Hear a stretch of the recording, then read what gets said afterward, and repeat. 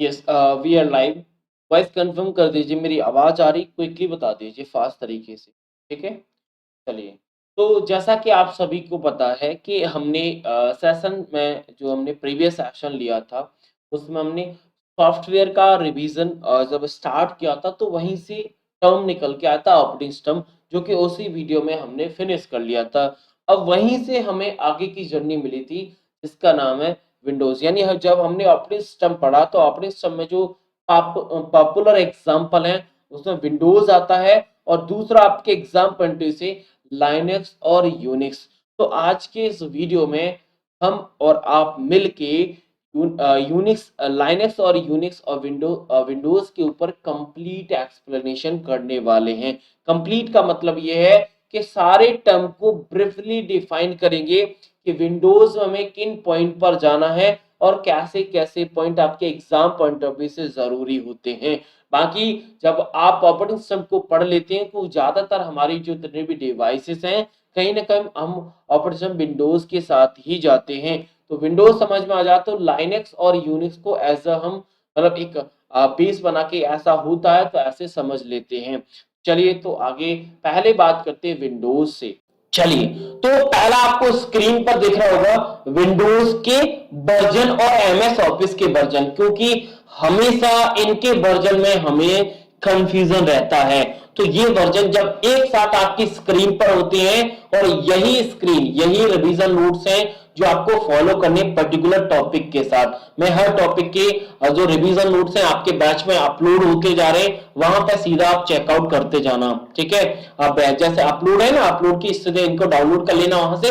बार बार आपको वो video session, वो क्वेश्चंस नहीं देखने, सिर्फ इन्हीं को देखना है। ठीक है, तो सबसे पहला पॉइंट है आपको इनके वर्जन। वर्जन में हम हमेशा कंफ्यूजन रहता है, तो विंडोज के वर्जन और एमएस ऑफिस के दोनों के वर्जन देख लेना कि कौन सा वर्जन कब आया था। एमएस ऑफिस 95 में आया था, विंडोज 95 भी 95 में, 98 98 2000 2000।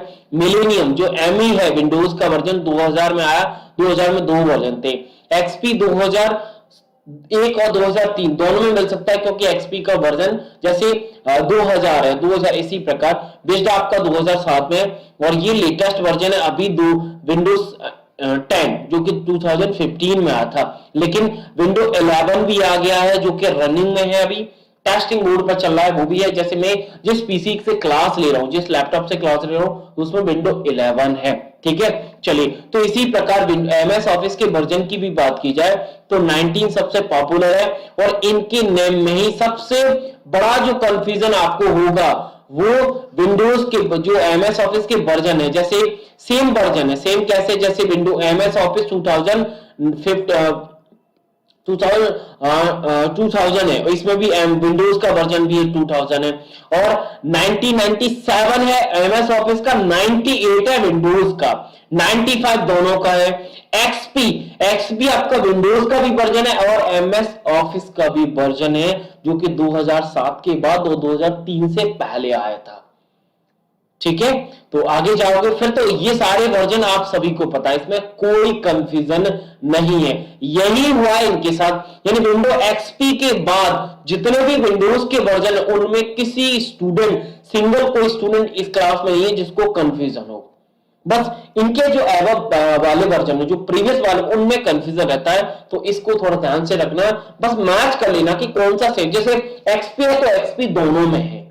बस चलिए आगे चलते हैं। अब बात करते हैं शटडाउन ऑप्शंस के बारे में, क्योंकि जब हम विंडो को शट डाउन करते हैं तो उसके बहुत सारे ऑप्शंस आते हैं। वैसे मैंने सारे पढ़ाए हैं, लेकिन यहाँ रिवीजन है। पहला user switch user log of, lock, restart and sleep और देन हाइबरनेट, सभी को समझते हैं। और एक और होता है शट डाउन, एक और होता है इसमें शट डाउन, जैसे डायरेक्टली हमारा पीसी होता है बंद हो जाता है। ठीक है, चलिए, तो स्विच यूजर की बात करें, स्विच यूजर की, तो स्विच यूजर में क्या होता है, जैसे आपने अपने पीसी में नंबर ऑफ यूजर्स बना रखी है, यूजर भी आपको पढ़ने, जैसे यूजर स्टैंडर्ड यूजर होता है, जो आपका एडमिनिस्ट्रेशन होता है, ये मैंने यूजर्स आपके विंडोज में पढ़ा है, सभी को पता होगा। लेकिन जब आप डिफरेंट डिफरेंट टाइप के यूजर्स बना लेते हो, तो जब यूजर को स्विच करना होता है तो स्विच यूजर का उपयोग करते हैं। लेकिन इसका फीचर्स क्या है, लॉग ऑफ में भी आपका यूजर स्विच होता है, लेकिन दोनों में डिफरेंस क्या है? दोनों में डिफरेंस है, जैसे आपने एक यूजर आपका है ए, ठीक है, और दूसरा यूजर है बी। अब करना क्या है, जैसे एक यूजर ए में कोई एप्लीकेशन ओपन है, सपोज दैट आपका जैसे कोई प्लेयर है, कोई मीडिया प्लेयर में कोई सॉन्ग चल रहा है, आपका कोई सॉन्ग चल रहा है, ठीक है। जब आप स्विच करते हो यूजर बी में, तो यूजर बी में वो सॉन्ग, यानी यूजर ए में जो आपके एप्लीकेशन चल रहे थे वो सारे रनिंग में रहेंगे, यूजर बी में स्विच करेंगे जब। लॉग ऑफ में जितने भी एप्लीकेशन चल रहे हैं वो स्टॉप हो जाएंगे और दूसरे यूजर में स्विच कर जाते हैं। नेक्स्ट है लॉक। लॉक लग जाता है, जैसे हम अपनी मोबाइल में लगाते हैं वही। रीस्टार्ट आपका, आप सभी को पता है, बूटिंग में मैंने आपको दोनों टर्म पढ़ाए हैं। शट डाउन करते हैं वो कौन सा बूट है, रीस्टार्ट कौन सा बूट होता है। रीस्टार्ट यानी कंप्यूटर, और रीस्टार्ट का मेन जो यूज होता है ना, जब हम अपने पीसी में कोई नया प्रोग्राम, नया सॉफ्टवेयर इंस्टॉल करते हैं, तो शटडाउन का जो ऑप्शन यूज होता है वो होता है रीस्टार्ट। स्लीप और हाइबरनेट, जैसे स्विच यूजर और आपका लॉग ऑफ होता है, ये इसी प्रकार हम स्लीप और हाइबरनेट को समझ सकते हैं। स्लीप मोड में क्या होता है, जैसे आप स्लीप मोड में अपने पीसी को डालते हो तो पावर कट हो जाती है, लेकिन आपका पीसी होता है वो ऑन होता है। हाइबरनेट में भी यही होता है, लेकिन हाइबरनेट में चले हुए प्रोग्राम सभी सेव हो जाते हैं हार्ड डिस्क में। दोनों में यही डिफरेंस है, यानी दोनों में पावर कट होगी, पावर का यूज नहीं रहेगा। मैं खुद की बात करूं, मेरा खुद का पीसी, जैसे मैं ट्यूसडे को आया था, ट्यूसडे को मैं ऑफिस आया, मंडे को नहीं आया था, तो ट्यूसडे से मेरा लैपटॉप, आज क्या डे है, फ्राइडे, आई थिंक फ्राइडे ही है, यस फ्राइडे है, मेरा अभी तक मेरा लैपटॉप बंद नहीं हुआ है। क्यों? क्योंकि मैं 24 आवर्स काम करता हूं, तो मॉर्निंग जैसे मैं उठता हूं, रात को मेरा पीसी ऑन ही रहता है, क्योंकि कब मैं हमेशा मतलब ऐसे जैसे ऐसे नींद आ जाती कि मैं सोना तो नहीं चाहता, लेकिन फिर भी सो जाते हैं, तो हमेशा मैं ऑन ही रखता हूं, थोड़ा सा रेस्ट के लिए लेटता हूं और वहां पर सो ही जाता हूं, तो सीधा मॉर्निंग में उठता हूं। लेकिन मेरा लैपटॉप अभी तक बंद नहीं हुआ है 4-5 दिन में, इसीलिए मेरा बैटरी भी डेड हो गया, बट कोई दिक्कत नहीं, काम 24 आवर्स है तो करना पड़ता है, क्या करें। चलिए, तो ये होता है हाइबरनेट और स्लीप मोड। आपका स्लीप मोड में पावर कट होती है, लेकिन जितनी फाइल्स हैं वो आपकी सेव नहीं होती, जबकि हाइबरनेट में ऐसा होता है आपकी फाइल सेव हो जाती है। ठीक है, चलिए अब बात आती है विंडो एसेसरीज के बारे में। ठीक है, बिल्कुल बिल्कुल आपने सही लिखा प्रज्ञा, बिल्कुल यूजर आपने सही लिखे, आई थिंक आपने सभी ने पढ़ा है, इसीलिए आप सभी ने लिख दिए हैं। विंडोज ऐसे देखो, आप ये सोच रहे सर यूट्यूब पर क्लास लिए, पब्लिक नहीं, ये प्राइवेट क्लास है, प्राइवेट, इसमें वही स्टूडेंट है, ये बिल्कुल नया है चैनल है, आप सभी को पता है, किसी के पास इसकी लिंक नहीं है, सिर्फ जिन्होंने ज्वाइन किया है उन्हीं के पास है। विंडो एसेसरीज, एसेसरीज का मतलब होता है, यानी विंडो का जब हम यूज करते हैं, थोड़ा सा कुछ इन एसेसरीज के बाद हम की वजह से हमारे काम कुछ आसान हो जाते हैं। जैसे एसेसरीज का आप मेन फीचर्स तो जानते ही हो, यानी हम किसी पर्टिकुलर ऑब्जेक्ट का यूज कर रहे हो, अगर उसकी एसेसरी इनबिल्ट हो जाती है, जैसे हम सॉन्ग सुन रहे हैं, ठीक है, हम सॉन्ग मोबाइल से सुन सकते हैं, लेकिन अगर हेडफोन लगा के सुने तो कहीं ना कहीं सुनने का जो इंटरेस्ट होता है, जो एक एंजॉयमेंट होता है, कहीं ना कहीं एक लेवल ऊपर चला जाता है। यानी कहने का मतलब है एसेसरीज वो टूल होते हैं जिनकी वजह से हमारा काम थोड़ा सा आसान हो जाता है। वो एसेसरीज कौन कौन सी, उन पे एक बार क्वेश्चन, बहुत एसेसरीज पर क्वेश्चन आया, जैसे कैलकुलेटर है, कैलकुलेशन करनी है तो हम कैलकुलेटर का यूज करते हैं। कमांड प्रॉम्प्ट, यानी जब भी हमें डॉस का यूज करना है तो हम कमांड प्रॉम्प्ट का यूज करते हैं। और आपका एमएस विंडोज में डॉस इनबिल्ट होता है, क्योंकि डॉस भी एक ऑपरेटिंग सिस्टम है, विंडोज भी है, लेकिन विंडोज में डॉस इनबिल्ट आता है। नोटपैड एक ऐसा एसेसरीज है विंडोज का जो सिर्फ और सिर्फ मल्टीमीडिया के सिंगल ऑब्जेक्ट पे काम करता है, जिसका नाम है टेक्स्ट। इसकी फाइल का एक्सटेंशन होता है .txt। ध्यान रखना, नोटपैड की सबसे छोटी फाइल की बात की जाए ना साइज में, तो नोटपैड की होती है, इससे भी छोटी होती है, EXE फाइल होती है। लेकिन हम जनरल एप्लीकेशन की बात करें, जो यूजर क्रिएट करता है वो आपकी टेक्स्ट फाइल ही होती है, ठीक है। वर्डपैड फाइल में जाओ, यानी आपको नोटपैड से उठ के थोड़ा सा काम करना है, आपको बिना MS ऑफिस के काम करना है, तो आप वर्डपैड में कर सकते हो। जैसे वर्डपैड MS वर्ड की तरह इंटरफेस प्रदान करता है। टेंट यानी आपको इमेज क्रिएट करनी है, इमेज से रिलेटेड काम करना है, तो आप पेन टूल का उपयोग करोगे। स्नैपिंग टूल सभी को पता है, स्नैपिंग टूल का जो मेन यूज है, यानी आप अपना फोटो क्लिप यानी स्क्रीनशॉट अगर आपको लेना है, स्क्रीनशॉट के लिए हम स्नैपिंग टूल का यूज करते हैं। डिफरेंट डिफरेंट टाइप से हम स्क्रीन जो स्क्रीनशॉट लेते हैं, कहां पे सेव होते हैं, क्लिपबोर्ड में सबको पता है। रन रन वो टूल है जिससे आप किसी पर्टिकुलर ऑब्जेक्ट, किसी पर्टिकुलर प्रोग्राम, क्या किसी पर्टिकुलर फाइल को ओपन करना चाहते हो, तो रन डायलॉग बॉक्स की हेल्प से आप कर सकते हो। विंडो एक्सप्लोरर आपका जो फाइल एंड फोल्डर नहीं, सिर्फ फोल्डर ड्राइव का एक रिप्रेजेंटेशन होता है, जो ट्री फॉर्म में आपके फोल्डर को रिप्रेजेंट करता है। और विंडो एक्सप्लोरर की शॉर्टकट की सभी को पता होनी चाहिए, विंडो E होती है और रन डायलॉग बॉक्स की विंडो R होती है। ये कुछ शॉर्टकट कीज हैं, ये सभी आप कंट्रोल पैनल सभी को पता है। जितनी भी सेटिंग आपको करनी है आपके विंडोज में, वो आपकी कंट्रोल पैनल से होगी। और डिस्क क्लीनअप यानी अगर आपको अपनी डिस्क में कोई चीज क्लीन करनी है, नाम से स्पष्ट है।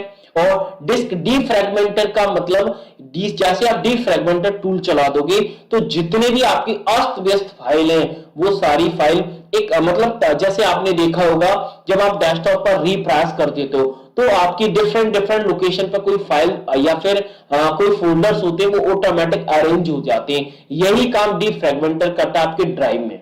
जितना भी अनयूजर है स्पेस होगा, वो क्लीन हो जाएगा और आपका स्पेस वो इंक्रीज हो जाएगा। साथ ही साथ में विंडो एक्सप्लोरर, जो कि एक वेब ब्राउजर है, इसके साथ लेटेस्ट ब्राउजर आपको पता है माइक्रोसॉफ्ट एज है, जो विंडो 10 के साथ में आता। सिस्टम को आप रिस्टोर करा सकते हो। कहने का मतलब है, जैसे रिस्टोर का मतलब क्या है, यानी आज की डेट में है, अगर आप अपनी सिस्टम को आज से 2 दिन, कैसे था आपका सिस्टम, कोई नया सॉफ्टवेयर जैसे आज आपने इंस्टॉल किया, कोई नया सॉफ्टवेयर इंस्टॉल किया और आप अपने सिस्टम को पुरानी डेट में ले जाना चाहते हो, यानी उस सिस्टम को पास्ट में ले जाना चाहते हो, तो ऑटोमेटिक उसी पास्ट में चला जाएगा वो सिस्टम, वो सॉफ्टवेयर नहीं होगा जो आज आपने इंस्टॉल किया है। रीस्टोर यानी पर्टिकुलर किसी भी मूवमेंट पे अपने सिस्टम को ले जाना। जनरली कुछ सॉफ्टवेयर होते हैं, कुछ सॉफ्टवेयर जैसे पेड होते हैं, उनको अगर इंस्टॉल नहीं होता तो हम सिस्टम रीस्टोर का यूज करते हैं, जहां से हम डेट को पुरानी रख देते हैं और वो सिस्टम, जैसे कुछ सॉफ्टवेयर ऐसे होते हैं जो फ्री ट्रायल के लिए आते हैं, जैसे 30 दिन के लिए आते हैं, तो जैसे 30 दिन कंप्लीट होते हैं, हम अपने सिस्टम को 30 दिन वापस ले जाते हैं, तो कहीं ना कहीं उसी डेट में घूमते रहते हैं और हम जो सॉफ्टवेयर होते हैं उनका आसानी से यूज कर सकते हैं। तो ये विंडोज एसेसरीज है, किसी आई थिंक ये सारी पढ़ ली होंगी आपने और इनका बेसिक फंडामेंटल भी देख लिया है। और विंडो एसेसरीज की वजह से हमारा जो सिस्टम है उसका कुछ एसेसरीज ऐसे हैं जो सिस्टम के लिए यूज होती हैं, कुछ एसेसरीज ऐसे हैं जो यूजर खुद के लिए यूज करता है। ठीक है, चलिए अब नेक्स्ट कुछ ऐसी कमांड्स हैं जो विंडो एसेसरीज को या फिर किसी चीज को ओपन करने के लिए यूज की जाती हैं। जैसे ये सारी कमांड रन डायलॉग बॉक्स में, यानी जैसे आपको कैलकुलेटर ओपन करना है रन डायलॉग बॉक्स की हेल्प से, तो कैलकुलेटर टाइप नहीं करना, अगर कैलकुलेटर टाइप करोगे तो रन डायलॉग बॉक्स से कैलकुलेटर ओपन नहीं होगा, उसके लिए आपको कैल्क टाइप करना पड़ेगा। जैसे कमांड प्रॉम्प्ट ओपन करना है रन डायलॉग बॉक्स से, तो CMD लगाना पड़ेगा। कंट्रोल पैनल के लिए कंट्रोल, और आपका एक्सेस के लिए ये सारी चीजें, अगर MS ऑफिस एक्सेस है तो MS ऑफिस में, एक्सेल के लिए एक्सेल एक्सेस के लिए MS एक्सेस, और पेंट के लिए MS पेंट और P ब्रश, दोनों में से कोई टाइप कर देते तो आ जाता है। वर्ड के लिए विन वर्ड लिखते हैं, पावर पॉइंट के लिए पावर PNT लिखते हैं, ऑन स्क्रीन कीबोर्ड के लिए OS की लिखते हैं, नोटपैड के लिए नोटपैड, शटडाउन के लिए शटडाउन, और राइट वर्ड पैड के लिए राइट लिखते हैं, प्रोग्राम फाइल के लिए hashtag program file percentage program file percentage, और टेम्पररी फाइल के लिए temporary percentage temp percentage then disk cleanup unit, disk cleaner MSG, और अगर आपको प्रोग्राम अनइंस्टॉल या ऐड करना है तो एपीजी wiz डॉट सीपीएल। सभी को पता है डॉट सीपीएल क्या होता है, डॉट सीपीएल क्या होता है सबको पता है कि नहीं पता। डॉट सीपीएल का हम यूज करते हैं नोटपैड में कोई भी फाइल, कोई भी, यानी नोटपैड में अगर कोई चीज सेव की जा रही तो उसका एक्सटेंशन क्या होगा, डॉट सीपीएल होता है। ये मैंने स्पेशल लेक्चर लिया है, जिनको पीडीएफ नहीं मिला है बता देना मुझे, मैं इसी सॉफ्टवेयर में अपलोड, इसी जो विंडोज में आपको सॉफ्टवेयर मिला है वो उसी में अपलोड कर दूंगा, तो आप यूटिलिटी सॉफ्टवेयर का और आपका कंट्रोल पैनल दोनों का आप पीडीएफ डाउनलोड कर लेना, ठीक है, दोनों का पीडीएफ डाउनलोड कर लेना।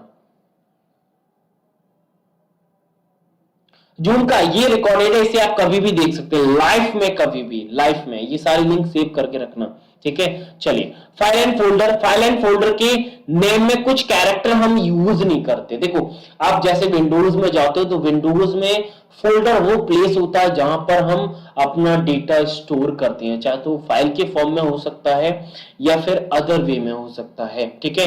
तो फोल्डर, और फोल्डर के अंदर जब हम फोल्डर रखते हैं उसे हम सब फोल्डर बोलते हैं, ठीक है। और एक बात ध्यान रखना, जब हम कोई फोल्डर क्रिएट करते हैं तो डिफॉल्ट रूप से दो फोल्डर वो होते हैं, एक तो जो क्रिएट की जा रहा है वो है, और दूसरा कहां पे क्रिएट किया वो अपने आप में एक फोल्डर है। ध्यान रखना, क्वेश्चन आपने देखा होगा इसमें कंफ्यूजन हुआ था, स्टूडेंट को समझ में नहीं आया था। तो कुछ ऐसे सिंबल्स हैं, कुछ ऐसे कैरेक्टर हैं जिनका हम फाइल एंड फोल्डर के नेम में यूज नहीं करते हैं, जैसे लेस देन है, ग्रेटर देन है, कॉलन है, डबल कोष्टक, forward slash, back slash, vertical कोष्टक, एस्टेरिस्क, यानी इन सारे सिंबल, इन सारे कैरेक्टर का हम फाइल एंड फोल्डर के नेम में यूज नहीं करते। फाइल एंड फोल्डर मैंने पढ़ाया है, फाइल एंड फोल्डर सभी को पता है। फाइल एंड फोल्डर से रिलेटेड कुछ बातें हैं उनको भी देख लेते हैं, जैसे फाइल के नेम का कुछ लेंथ है, उस लेंथ अगर कैरेक्टर की बात की जाए तो 0 से लेकर 255 कैरेक्टर तक आप उस पर्टिकुलर फाइल के नेम में यूज कर सकते हो। अगर साइज में बात की जाए मेमोरी में तो 1 बाइट या फिर 8 बिट्स होता है, ठीक है। और विंडो एक्सप्लोरर ये मैंने आपको बता ही दिया। विंडो एक्सप्लोरर ओपन करने के तरीके देख लो भाई, आप माई कंप्यूटर में जाके एक्सप्लोरर सर्च करो, विंडो ई करो और प्रोग्राम लिस्ट में सेलेक्ट करो या फिर ऑल प्रोग्राम में जाके करो, ठीक है। नया फोल्डर बनाने के लिए सभी को पता है, फाइल में जाओ, नया फोल्डर बना लो, राइट क्लिक करके वहां से बना लो या फिर शॉर्टकट किए कंट्रोल शिफ्ट एन, यहां से नया फोल्डर अब बना सकते हो, ठीक है। इसी के अलावा जैसे आगे बढ़ोगे तो जैसे आपने फाइल पढ़ा तो हर फाइल जब आप बनाते हो उसके फाइल के साथ में एक एक्सटेंशन लगता है, उसे फाइल एक्सटेंशन बोलते हैं, ये भी आप ध्यान रखना। और फाइल एक्सटेंशन मोस्टली कितने नेम का होता है, ये सारी भी चीजें मैंने वहीं पे एक्सप्लेन कर दी है। अब बात करते हैं फाइल सिस्टम के बारे में, यानी आप जो फाइल बना रहे हो, ठीक है ना, उनका सिस्टम कैसे क्रिएट होगा। तो फाइल सिस्टम के अगर आप लिस्ट देखोगे तो ये सारे फाइल एक्सटेंशन आपको फाइल एक्सटेंशन वाले टॉपिक में मिल जाएंगे, तो इनको बताने की जरूरत नहीं है। जो बताना है मुझे वो टाइप ऑफ फाइल सिस्टम, यही सबसे इंपॉर्टेंट है। यानी टाइप ऑफ फाइल सिस्टम की बात करें तो ऑपरेटिंग सिस्टम होता है, डिवाइस वाले फाइल सिस्टम अलग होते हैं। यानी डिवाइस में जब आप कोई डेटा रखते हो तो उनका अरेंजमेंट कौन करता है, वो फाइल सिस्टम ही करता है। तो डिवाइस में अगर कैटेगरी की बात करें तो डिस्क अलग होता है, फ्लैश जो पेनड्राइव मेमोरी उनका अलग होता है, टैप जो कैसेट्स होती हैं उनका अलग है, डिस्क में आपका ड्राइव आ जाएगा, सीडी आएगा, डीवीडी, ये सारी चीज आ जाएंगी, ठीक है। Database, network, shared and special, ये सारे फाइल एक्सटेंशन वहां पे एक्सप्लेन कर दिए, या फिर मैंने कॉन्सेप्ट वाली सीरीज में भी ये सारी चीजें आपको बता दी थी, तो नया नहीं है। तो उस कुछ फाइल एक्सटेंशन ऐसे हैं जिनको आपको सेपरेट याद रखना है। जैसे हार्ड डिस्क के साथ अगर हम बात करें, फाइल एक्सटेंशन जो यूज होता है यूएफ होता है, जिसका full form Unix file system है। और सीडी रोम के साथ एचएसएफएस होता है, एफएस का टर्म ध्यान रखना है, एफएस आए समझ जाना, फाइल सिस्टम है वो, ठीक है। साथ ही पीसी फाइल सिस्टम जो कि आपका फ्लॉपी डिस्क के साथ यूज होता है, और यूडीएफ ये डीवीडी के साथ यूज होता है, जिसका universal disk format full form होता है। जैसे हमने फाइल के नेम में कुछ कैरेक्टर यूज नहीं कर सकते थे, और कुछ नाम ऐसे हैं जिनका हम यूज यानी उस पर्टिकुलर नेम के अकॉर्डिंग हम फाइल नहीं बना सकते। कुछ फाइल नेम है वो रिजर्व है जो कंप्यूटर ने अपने लिए कर रखे हैं, जैसे कौन है, AUX है, कॉम 1 है, 1 से लेकर 4 तक है,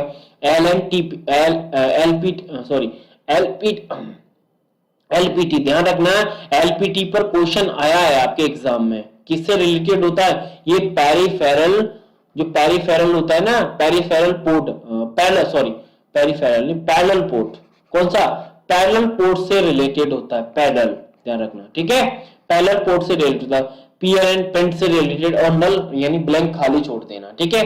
चलिए अब कुछ ऐसे टर्म है अगर जिनका डायरेक्टली आपके विंडोज में यूज होता है, जैसे रिसाइकल में, सभी को पता है जितना भी आप डिलीट करते हो, जो भी आपको डिलीट करना है, यानी रिसाइकल में जस्ट लाइक अ कचरा डब्बा, यानी आपने कोई फाइल डिलीट कर दी तो कहां जाएगी, रिसाइकल बिन में जाएगी, ठीक है। रिसाइकल बिन में आप बिना रिसाइकल बिन में जाए कोई सी फाइल को डिलीट करना है तो उसकी शॉर्टकट की सभी को पता है, शिफ्ट के साथ डिलीट, और डिलीट से आप पर्टिकुलर किसी फाइल एंड फोल्डर को डिलीट करा सकते हैं जो कि रिसाइकल बिन में जाएगा। रिसाइकल बिन का साइज आप चेंज करा सकते हो, रिसाइकल बिन की लोकेशन भी चेंज करा सकते हो। रिसाइकल बिन आपको C ड्राइव में रखना है, E में रखना है, D में रखना है, जो भी ड्राइव है आप डिफॉल्ट रूप से लगा सकते हो। डेस्कटॉप की बात की जाए तो जब आप बूटिंग का प्रोसेस स्टार्ट करते हैं तो सबसे एंड का जो पार्ट होता है, सबसे एंड पे जो आता है वो आपका डेस्कटॉप होता है, यानी जब आपने कंप्यूटर ऑन किया तो सबसे लास्ट में जब जैसे आपका बूटिंग का प्रोसेस कंप्लीट हो जाता है तो सबसे पहले जो स्क्रीन दिखती है वो होता है आपका डेस्कटॉप, और डेस्कटॉप पर जितने भी फाइल एंड फोल्डर्स होते हैं सभी आपको किस फॉर्म में दिखते हैं, वो आइकॉन के फॉर्म में दिखते हैं। और डेस्कटॉप का हम रेजोल्यूशन सेट कर सकते हैं, रेजोल्यूशन इन द सेंस यानी आपके डेस्कटॉप पर जो भी आपने वॉलपेपर लगाया उसका पिक्सल्स क्या है, उसका लेंथ क्या है, उसकी ब्रेथ क्या है, ये आपको कैसे सेट करोगे, तो रेजोल्यूशन में जाके करोगे। और जो आपका विंडोज होता है GUI इंटरफेस प्रदान करता है, जबकि जो डॉस होता है वो कैरेक्टर कमांड या फिर कैरेक्टर यूजर CUI और GUI दोनों बेस्ड होते हैं, यानी क्लिक और कमांड, ठीक है। नेक्स्ट आइकॉन मैंने आपको बता दिया, टास्क बार, जो डेस्कटॉप आता है उसके सबसे बॉटम की जो बार होती है वहां पर उसके हम टास्क बार बोलते हैं। और टास्क बार में क्या क्या चीजें होती हैं, सबसे राइट में आपका सिस्टम ट्रे होता है। सिस्टम ट्रे में क्या होता है, सिस्टम जैसे आपका वॉल्यूम का आइकन है, आपके बैटरी है, आपका नोटिफिकेशन है, आपकी जितनी ड्राइव कनेक्ट की जा रही है उन ड्राइव के आइकन वो कहां पे जाते हैं, सिस्टम के अंदर जाते हैं। टाइम एंड डेट सभी कहां जाते हैं, सिस्टम ट्री के अंदर जाते हैं, जो कि टास्क बार के सबसे राइट में होता है। अगर हम स्टार्ट बटन की बात की जाए, स्टार्ट बटन है, सर्च है, अगर किसी प्रोग्राम को पिन करना है ये आपके टास्क बार पर ही करते हैं, यानी आपके डेस्कटॉप का सबसे बॉटम का बार टास्क बार होता है। कंट्रोल T से टास्क बार को हम शो करा सकते हैं, ठीक है। सिस्टम T समझ लिया। Window task manager, window task manager की शॉर्टकट की सभी को पता है।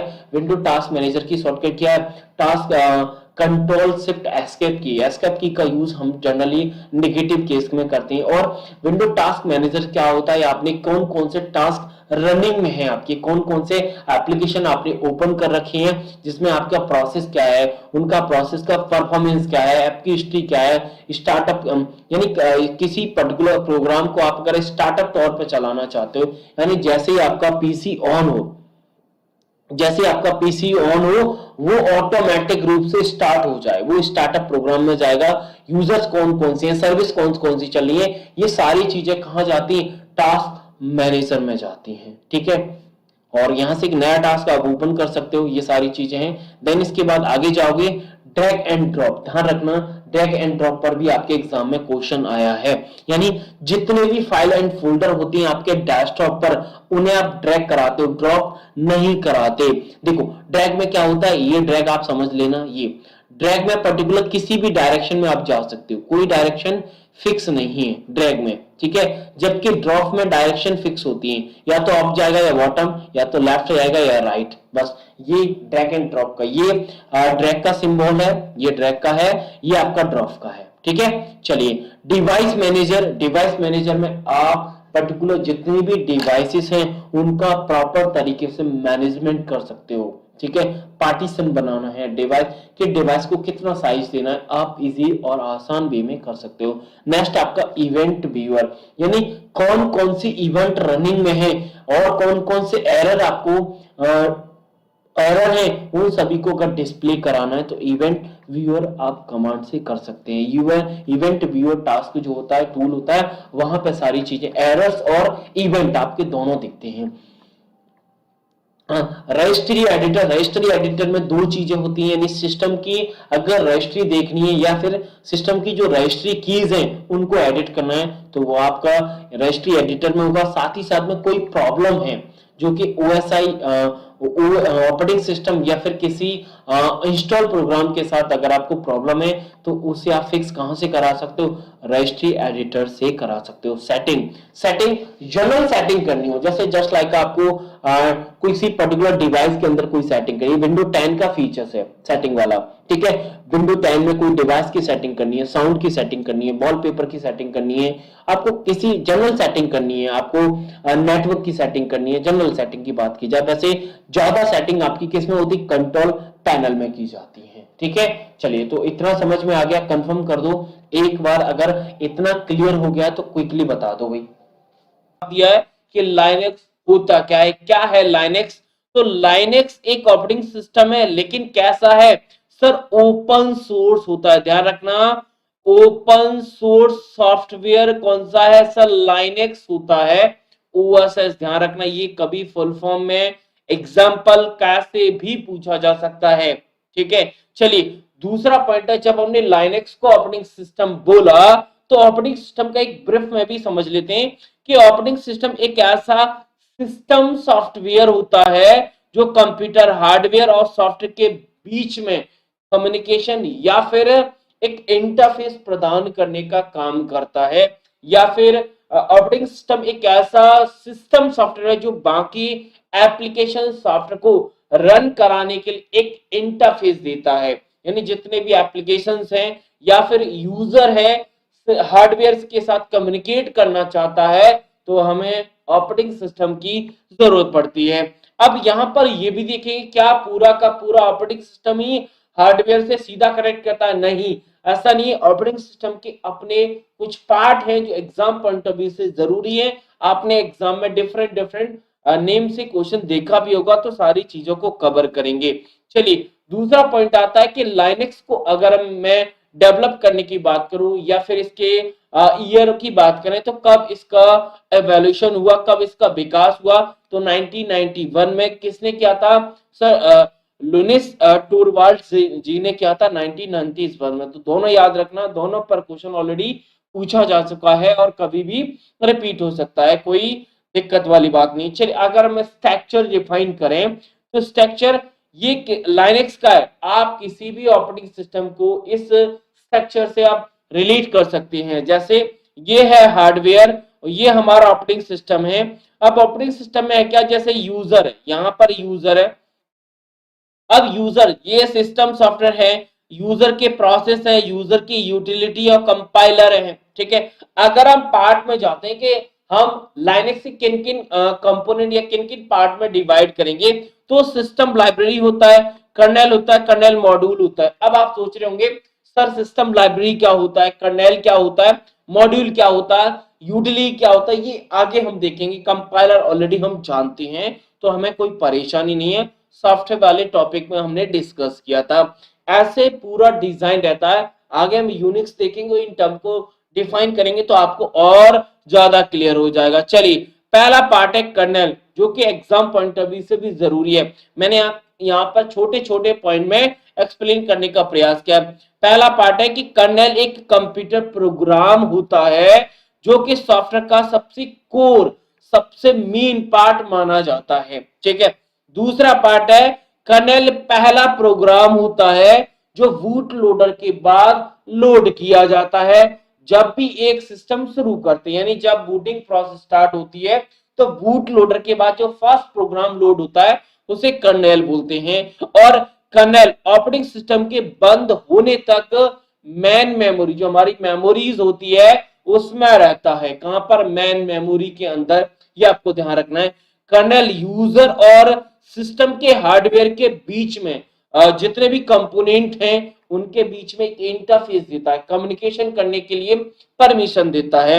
अगर मैं बात करूं, जब कोई प्रोसेस कर्नेल से मतलब रिक्वेस्ट करती है तो उस प्रोसेस को हम सिस्टम कॉल बोलते हैं। यानी यूजर ने कोई प्रोसेस दी, कोई कमांड दिया, अगर वो कमांड कर्नेल के पास जाती है, कर्नेल को कॉल करती है, तो उस टर्म को बोलते हैं, उस प्रोसेस को डिफाइन किया जाता है सिस्टम कॉल के नाम से। ये सारे यानी ये जो 5 मैंने पॉइंट बताए, पांचों के पांचों एग्जाम पॉइंट ऑफ व्यू से कभी भी किसी भी वे में पूछे जा सकते हैं। चलिए यहाँ पर फिगर भी दिया, यहां से भी समझ सकते हैं। जैसे यूजर 1 है जो एप्लीकेशन को यूज कर रहा है, यूजर 2 है जो वीआई को यूज कर रहा है, यूजर एससीडी को यूज कर रहा है, यूजर एन बाकी मल्टीपल।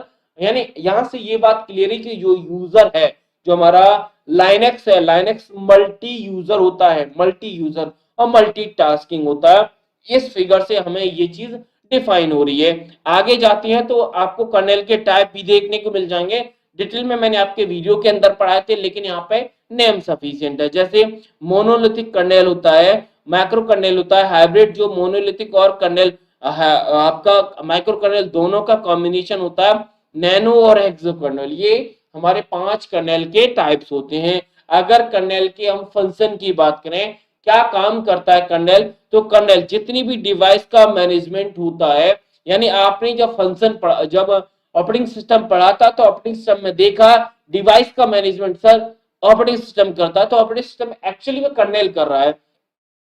मेमोरी का मैनेजमेंट भी करता है, प्रोसेस का मैनेजमेंट। और अगर सिस्टम कॉल, मैंने आपको बताया था सिस्टम कॉल क्या होता है, यूजर अगर कोई प्रोसेस कर रहा है, वो कमांड जारी कर्नेल के पास, यानी अगर कोई जॉब है, कोई प्रोसेस है, कर्नेल को रिक्वेस्ट करता है, तो उस प्रोसेस को हम बोलते हैं सिस्टम कॉल। तो सिस्टम कॉल को हैंडल करने का काम करता है। और फाइल सिस्टम जो होती है उनको ऑर्गेनाइज करने का, उनको मेंटेन करने का काम भी हमारा कर्नेल का होता है। बस इनके नाम ही सफिशिएंट है, डिटेल ऑलरेडी मैं पढ़ा चुका हूं, लेकिन आपके एग्जाम पॉइंट ऑफ व्यू से सिर्फ इतना ही सफिशिएंट है। तो आप इतना जान लीजिए कि हाँ कर्नेल ये करता है। डिवाइस मैनेजर आप लोग जानते हो सर, डिवाइस मतलब इनपुट आउटपुट डिवाइस जितनी भी लगी है सबको कनेक्ट चेक करने का या फिर उनके साथ कम्युनिकेट करने का काम कर्नेल का ही होता है।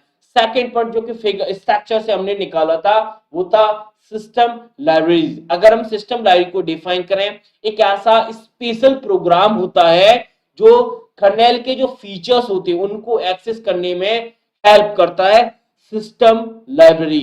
एग्जांपल देखें तो सबसे पॉपुलर जो सिस्टम लाइब्रेरी है वो जीएनयू की सी लाइब्रेरी है, जिसे जी एल आई मतलब जी लिया जीएनयू से और एल आई भी लाइब्रेरी और सी लिया सी से। ठीक है, तो यहाँ पर लिखे दोनों के नाम भी मैंने लिख दिए हिंदी और इंग्लिश दोनों में।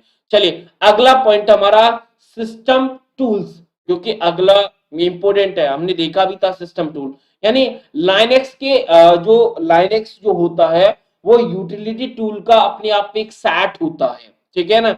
और इन्हें आमतौर पर हम सिंपल कमांड के द्वारा एग्जीक्यूट कर सकते हैं। यहां से भी समझ सकते हैं कि मतलब जब हम लाइनेक्स का यूज करते हैं तो लाइनेक्स ओपन सोर्स सॉफ्टवेयर होता है। इसका मतलब क्या है सर, आगे समझेंगे, क्योंकि ओपन सोर्स का मतलब क्या होता है, इसका सोर्स कोड अवेलेबल होता है, फिर हम इसको मॉडिफाई कर सकते हो, चेंज भी करा सकते हैं। ये टर्म एक्सप्लेन करने का प्रयास कर रहा है। नेक्स्ट हम समझते हैं डेवलपमेंट टूल। अगर आपने देखा कि हमारे पास कर्नेल है, हमारे पास सिस्टम लाइब्रेरी है और सिस्टम टूल है, अगर ये सारे तीनों के तीनों कंपोनेंट हैं तो हमारा ओएस प्रॉपर तरीके से वर्क कर रहा है, रन कर रहा है। अगर वर्क कर रहा है तो सिर्फ और सिर्फ हमें एक चीज की जरूरत पड़ती है, सिस्टम को अपडेट करने के लिए कुछ एडिशनल, कुछ अतिरिक्त टूल और लाइब्रेरी की जरूरत पड़ती है। और वो एडिशनल टूल और लाइब्रेरी को मतलब लाइब्रेरी रिटर्न की जाती है प्रोग्रामर के द्वारा, जिसे हम टूल चेन कहते हैं। मतलब अगर आपके सिस्टम को, अगर आपके सिस्टम के टूल और लाइब्रेरी को अपडेट किया जाता है तो उसे बोलते हैं एडिशनल टूल एंड लाइब्रेरी। और मतलब एडिशनल टूल और लाइब्रेरी को मतलब ऐड करने का ये काम कौन करता है, प्रोग्रामर करता है। जब टूल और लाइब्रेरी को अपडेट करने का काम किया जा रहा है प्रोग्रामर के द्वारा, तो उस प्रोसेस को बोला जाता है टूल चेन। टूल चेन में होता क्या है कि मल्टीपल डेवलपमेंट जो टूल्स होते हैं वाई डेवलपर के द्वारा उनको थोड़ा सा मतलब वर्किंग करने के लिए थोड़ा डेवलप किया जाता है। तो ये सिंपल टर्म है, आप आराम से समझ सकते हैं। मतलब जो टूल होते हैं उनको डेवलप करने का काम किया जा रहा है। डेवलप कौन करता है, डेवलपर करेगा या प्रोग्रामर करेगा, बस यही टर्म है। लास्ट है and user tool. And user मतलब प्रोडक्ट हमारा बन गया, उसे हमें सिर्फ यूज करना है। तो यूज करने के लिए and tool make a system unique for user. User के लिए यूनिकली होता है, जो कि ऑपरेटिंग सिस्टम के एंड मतलब ऑपरेटिंग सिस्टम के लिए एंड यूजर टूल की आवश्यकता नहीं होती। बिल्कुल सही बात है। ऑपरेटिंग सिस्टम के लिए अगर हम एंड यूजर की बात करें तो एंड यूजर को ऑपरेटिंग सिस्टम की कोई आवश्यक सॉरी एक मिनट ऑपरेटिंग सिस्टम के लिए एंड बिल्कुल ऑपरेटिंग सिस्टम को जरूरत ही नहीं है हमारे एंड यूजर की, सिर्फ और सिर्फ यूजर्स के लिए आवश्यक होता है एंड यूजर टूल। अब ये एंड यूजर टूल क्या होता है, जैसे आपने लाइनेक्स है, लाइनेक्स एक ऑपरेटिंग सिस्टम है जो हमारे डिवाइस और हमारे साथ कम्युनिकेट करने का काम लेगी, लेकिन वो कम्युनिकेट करेंगे कैसे, तो वो करने के लिए हमें एंड यूजर टूल की जरूरत पड़ेगी। जैसे हम अगर कोई ग्राफिक डिजाइन टूल चला रहे हैं, ऑफिस सूट चला रहे हैं, ब्राउजर चला रहे हैं, मल्टीमीडिया प्लेयर चला रहे हैं, तो ये जब तक टूल नहीं होंगे तो हम उनका यूज उस ऑपरेटिंग सिस्टम का भी यूज नहीं कर पाएंगे। मतलब एंड यूजर जो टूल होते हैं, एंड यूजर सॉफ्टवेयर होते हैं, वो सिर्फ और सिर्फ यूजर के लिए जरूर होते हैं, सिस्टम को फर्क नहीं पड़ता है कि नहीं है। ठीक है, चलिए आगे बात करते हैं कि आखिर लाइनेक्स को हमने सेलेक्ट क्यों किया, क्या रीजन था कि लाइनेक्स इतना इंपॉर्टेंट है। रीजन है मैंने यहाँ पे फिगर में बताया, फिगर से देखोगे ज्यादा जरूरी। देखो लाइनेक्स में होता क्या है, ये लाइनेक्स हमारा फ्री और ओपन सोर्स होता है, ठीक है, और सिक्योर होता है, इससे डिस्ट्रीब्यूशन आराम से किया जा सकता है, उसका जो परफॉर्मेंस होता है काफी फास्ट होता है। अब इसमें क्या नहीं होता, इसमें ना तो वायरस आता, ना मेलवेयर आता, ना इसमें स्लो डाउन की कोई दिक्कत होती, क्रैश करने की बहुत कम होता है, और कॉस्टली जो कॉस्ट की दिक्कत आती है वो भी हमें ना के बराबर होती, क्योंकि फ्री है तो कॉस्ट की जरूरत ही नहीं है। तो यही वो रीजंस है जिनकी वजह से हमने लाइनक्स को सेलेक्ट किया है। आई थिंक आपको समझ में आ गया। पूछा जाए कि हमारा वायरस या फिर मैलवेयर फ्री कौन सा ऑपरेटिंग सिस्टम है, तो हमारा लाइनक्स ही होगा। चलिए अब अगर हम बात करें फ्री और ओपन सोर्स ना, मैंने तीन पॉइंट में भी आपको समझाया था कि अगर हम ओएसएस यानी ओपन सोर्स ऑपरेटिंग सिस्टम को डिफाइन करें तो तीन टर्म से करेंगे। फ्री होता है, इसका सोर्स कोड अवेलेबल होता है, मॉडिफाई कर सकते हो, शेयर कर सकते हो। यहाँ पे ऐसा भी समझ सकते हो कि ये लोगों के लिए और लोगों के द्वारा बनाया गया है। आगे बात करते हैं, इट इज अ सिक्योर, जैसा कि हमने देखा भी था कि ये हमने सेलेक्ट किया, यही रीजन है क्योंकि ये वायरस से हमें सेव करता है, मेलवेयर से सेव करता है, स्लो डाउन की कंडीशन नहीं आती, क्रैश नहीं होता, और लाइनेक्स वो ऑपरेटिंग सिस्टम है जिसके लिए हम एंटीवायरस प्रोग्राम की जरूरत नहीं पड़ती। ये भी ध्यान रखना, जब वायरस फ्री है तो एंटीवायरस की हमें जरूरत नहीं है। तो क्वेश्चन पूछ ले कि वायरस फ्री कौन सा है, या फिर ऐसे पूछ लें कि ऐसा कौन सा ऑपरेटिंग सिस्टम है जो एंटीवायरस की जरूरत नहीं पड़ती, तो वो होता है हमारा लाइनेक्स। तो ये कुछ टर्म है जो आपको ध्यान रखने हैं। अब बात ये आती है कि सर ये डेवलपर या प्रोग्रामर की सबसे मतलब बेस्ट चॉइस क्यों है, रीजन क्या है। रीजन है इसके पीछे क्योंकि लाइनेक्स सबसे अलग, क्योंकि इसमें सबसे अधिक उपयोग की जाने वाली लैंग्वेज जैसे सी और सी प्लस प्लस, जावा, पाइथन और रूबी, इन सारी लैंग्वेज को सपोर्ट करता है। के अलावा अगर हम बात करें इसके डेवलपमेंट की, इसके मतलब एप्लीकेशन डेवलपमेंट की, तो इसका डेवलपमेंट काफी मतलब फैसिलिटेड है, काफी श्रृंखला में फैसिलिटेड, तो इसको आराम से मॉडिफाई करने में हमें कोई दिक्कत नहीं होती। साथ ही साथ में एक और है कि डेवलपमेंट जो डेवलपर होता है उसे लाइनेक्स के टर्मिनल को चलाना एज कंपेयर विंडो के कमांड लाइन को चलाना काफी सरल होता है। मतलब कमांड लाइन का क्या मतलब, जो कमांड करने का इंटरफेस है वो लाइनेक्स का सरल है as compare window command line, इसीलिए बेस्ट चॉइस माना जाता है डेवलपर के लिए, वो लाइनेक्स का इस्तेमाल करते हैं। आगे जब लाइनेक्स डेवलपर के लिए बेस्ट चॉइस है तो अगर आखिर डेवलपर करेगा क्या, तो जब डेवलपर क्या करता है उसे डिस्ट्रीब्यूट करने की, क्योंकि जब सोर्स कोड आपके पास है तो उसे आप डिस्ट्रीब्यूट कर सकते हो। डिस्ट्रीब्यूट कैसे, जैसे बहुत सारी एजेंसी जिसने लाइनेक्स ऑपरेटिंग सिस्टम को मॉडिफाई किया और मॉडिफाई करने के बाद डिस्ट्रीब्यूट किया, जिसके आधार पर कुछ पॉपुलर सॉफ्टवेयर निकले, जैसे उबंटू है जो एक ऑपरेटिंग सिस्टम है, फेडोरा है, डिवाइन है, लाइनेक्स मिंट है, आर्च लाइनेक्स। तो ये कुछ पॉपुलर वर्जन माने जाते हैं लाइनेक्स के। क्यों? क्योंकि लाइनेक्स के सोर्स कोड से बने हैं। आगे बात करते हैं कि हमें लाइनेक्स का मतलब लाइनेक्स को हम यूज कैसे कर सकते हैं। तो यूज करने की अगर हम बात करें कि हम एक इंटरैक्टिव यूजर इंटरफेस के साथ एक कमांड लाइन इंटरफेस से लाइनेक्स का उपयोग कर सकते हैं। कमांड लाइन इंटरफेस को एक्टिव करने के लिए हम कंट्रोल अल्ट टी का प्रयास कर सकते हैं। शॉर्टकट की है ये। अभी तक हमने देखा लाइनेक्स के बारे में, तो लाइनेक्स का जितने भी टर्म थे उन्हें समझने का प्रयास किया। आई थिंक आपको प्रॉपर चीजें क्लियर हो गई होंगी। अब बढ़ते हैं थोड़ा सा आगे। नेक्स्ट है हमारा यूनिक्स। जैसे हमने लाइनेक्स को समझा, यूनिक्स अब थोड़ा सा आसान हो जाएगा। चलिए, यूनिक्स बहुत ही पॉपुलर हमारा ऑपरेटिंग सिस्टम है, जिसकी शुरुआत केन थॉमसन डेंस रिची, जो कि सी प्रोग्रामिंग के डेवलपर मतलब फाउंडर हैं, उन्होंने 1970s में ANT वेल जो प्रयोगशाला थी वहां पर यूनिक्स को डेवलप किया था। यूनिक्स ही लाइनेक्स का जो सोर्स है ना, वो यूनिक्स माना जाता है। और यूनिक्स है वो हमारा मल्टी टास्किंग होता है, मल्टी प्रोग्रामिंग मल्टी टास्किंग दोनों होता है।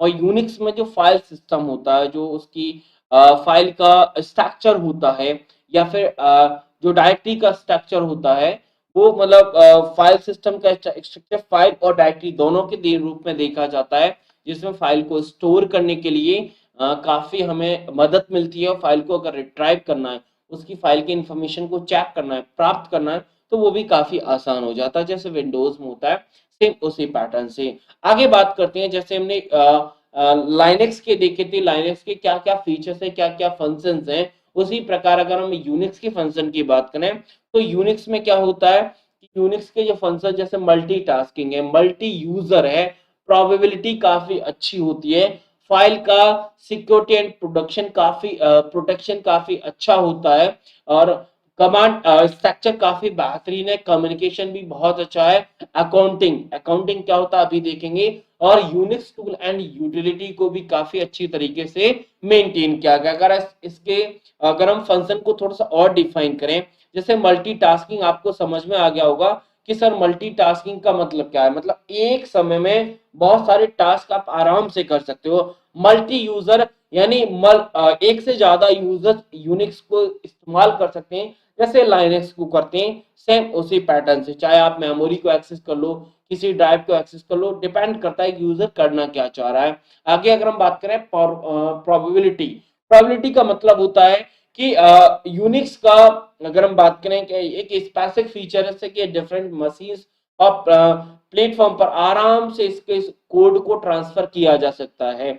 और एक अच्छी बात यह है कि जो यूनिक्स का जो पोर्शन होता है, या यूनिक्स का जो मतलब सिग्निफिकेंट जो पोर्शन होता है, वो हम सी प्रोग्रामिंग रिटर्न किया गया, यानी यूनिक्स को किस लैंग्वेज में लिखा गया है, तो वो है सी लैंग्वेज। ये पॉइंट आप जरूर लिख लेना, इसमें मिसिंग है, मैंने लिख नहीं पाया, लेकिन आप लिख लेना कि यूनिक्स को सी लैंग्वेज में लिखा है। यूनिक्स की अगर प्रोग्रामिंग की हम बात करते हैं तो सी लैंग्वेज है, और साथ ही साथ में सी लैंग्वेज के अलावा इसे काफी पार्ट ऐसे हैं जो असेंबली लैंग्वेज में लिखे गए हैं, तो ये भी आपको ध्यान रखना है। चलिए, file system and security. File system और सिक्योरिटी, जैसा कि हमें पता है कि मल्टी यूजर होता है, तो मल्टी यूजर में फाइल की सिक्योरिटी काफी पॉपुलर होती है। चाहे तो फाइल की रीड करना चाहते हैं, राइट करना चाहते हैं, एग्जीक्यूट करना चाहते हैं, डिपेंड करता है आपकी रिमाइंड क्या है।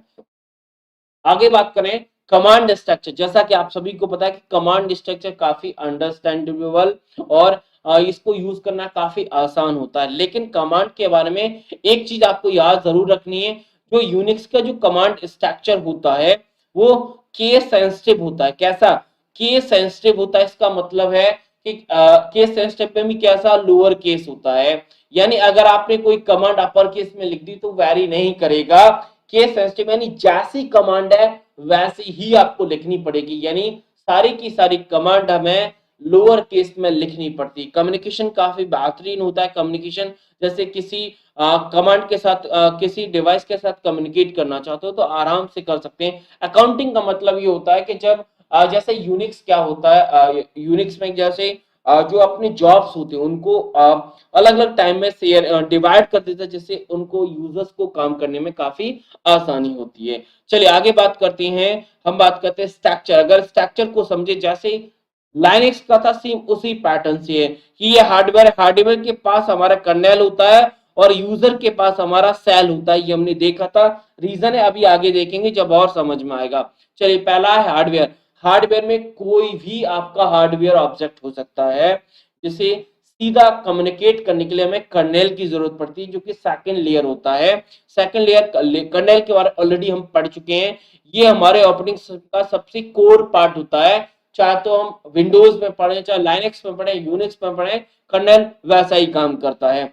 चलिए यहाँ पे फिगर है, इस फिगर के माध्यम से भी आप समझ सकते हो ये कर्नेल का स्ट्रक्चर होता है। कर्नेल का जैसे ये हार्डवेयर है, ठीक है, ये यूजर है। यूजर से कोई प्रोग्राम या कोई फंक्शन का लाइब्रेरी आएगा जिसे सिस्टम कॉल, जैसे कोई भी प्रोसेस करता है, कोई भी प्रोसेस करेगा यूजर, उसे सिस्टम कॉल बोला जाता है। और वो सिस्टम कॉल सीधा जाता है किसके पास? सिस्टम के पास। लेकिन उसे मल्टीपल प्रोसेस में गुजरना पड़ेगा। जैसे अगर कोई प्रोसेस कंट्रोल सब सिस्टम है तो सीधा का सीधा सिस्टम कॉल इंटरफेस के पास जाएगा। अगर कोई फाइल सब सिस्टम है तो उसे पहले हमें कैरेक्टर ड्राइवर्स के पास, फिर ड्राइवर डिवाइस ड्राइवर के पास, इस प्रकार से गुजरना पड़ेगा। लेकिन काफी सिस्टम फाइल सब सिस्टम ऐसे होते हैं जिन्हें बफर कैच के द्वारा हमें फिर ब्लॉक डिवाइस के पास, फिर हम देखते हैं कहीं ना कहीं डिवाइस ड्राइवर के पास जाता है। ध्यान रखना बफर कैच का क्वेश्चन आपके एग्जाम में पूछा भी गया है। आगे बात करते हैं सेल के बारे में। तो सेल यूजर के पास होता है, तो यूजर्स के पास होता है तो सेल एक इंटरप्रेटर होता है। कैसा इंटरप्रेटर होता है? जो टर्मिनल पर, मतलब जो कमांड इंटरफेस होता है उस पर यूजर के द्वारा जो कमांड सबमिट करता है उसका काम करता है। और उस प्रोसेस को हम कॉल कहते हैं। जो आप बस मतलब जैसे आपने कोई जैसा कि मैंने आपको बताया था कि जब हम कमांड दे रहे हैं तो कमांड सेल की एक इंटरफेस पर जा रही है जिसे टर्मिनल बोला जाता है और सेल भी बोलते हैं। और जब हम कोई प्रोसेस करते हैं, कोई कमांड एग्जीक्यूट करते हैं, कोई कमांड देते हैं, कोई प्रोग्राम प्रोसेस करते हैं तो उसे कॉल बोलते हैं। और जब वो कॉल सीधा कर्नेल के पास जाता है तो उसे सिस्टम कॉल बोला जाता है। हमने कर्नेल में देखा था। कर्नेल के टाइप यूनिक्स सेल के टाइप हैं, जैसे वॉन सेल है, सी सेल है, कॉर्न सेल है। सर इनके नाम याद रखना, डिटेल दिया है तो डिटेल में पढ़ लेना, कोई दिक्कत नहीं है। लास्ट हमारा एप्लीकेशन प्रोग्राम, जो कि हमारा एंड यूजर टूल थे। मतलब कहने का है कि ये सबसे एटलीस्ट सबसे भारी परत होती है जो कि एप्लीकेशन को एग्जीक्यूट करने की मदद करता है। और आमतौर पर अगर देखा जाए तो यूनिक्स में मल्टीपल एप्लीकेशन प्रोग्राम का स्टैंडर्ड है। जैसे आप कोई भी यूज कर रहे हैं, यानी जो एप्लीकेशन प्रोग्राम है वो यूजर्स के लिए जरूरी है, सिस्टम को फर्क नहीं पड़ता कि है कि नहीं है।